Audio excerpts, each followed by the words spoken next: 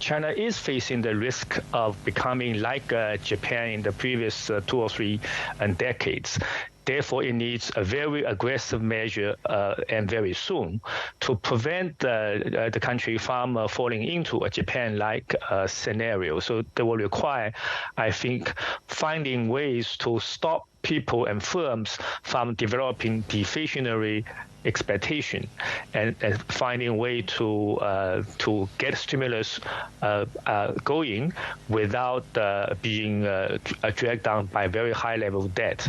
The country's very high level of debt, together with the risk of deflation, produces a very bad combination because with high level of debt, real deflation will cause the real value of debt to go up even more, and that will make it harder for firms to get financing, harder for firms to operate, raising the probability of a bankruptcy. So the country needs to find a way to try to avoid this debt deflation combination to be entrenched. And that's kind of the Japan scenario of the past 2 decades. China is not quite there yet, but it's sort of at the edge of that. So therefore, it really needs to do a lot to prevent itself from getting into that kind of combination.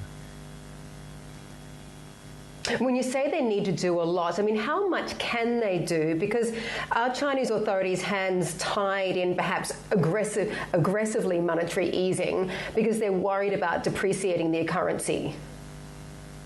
So indeed, in my view, the monetary easing has not been very aggressive due to a number of reasons.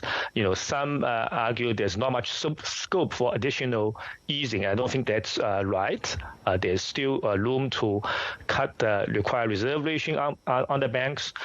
And there's still scope for China to do something like quantitative easing that Federal Reserve and European Central Bank have pursued. There's also concern about the exchange rate depreciation, as you said. But that concern, in a way, is misplaced. If the price for saving the economy from getting into an entrenched debt deflation combination, if the price of doing that is depreciation, and I think the price worth paying for. In any case, a bit more depreciation of the RMB at this moment can provide additional stimulus because it can help to raise the external demand, foreign demand for Chinese goods and services. Once the economy returns to the normal growth trajectory, Chinese currency can revalue again.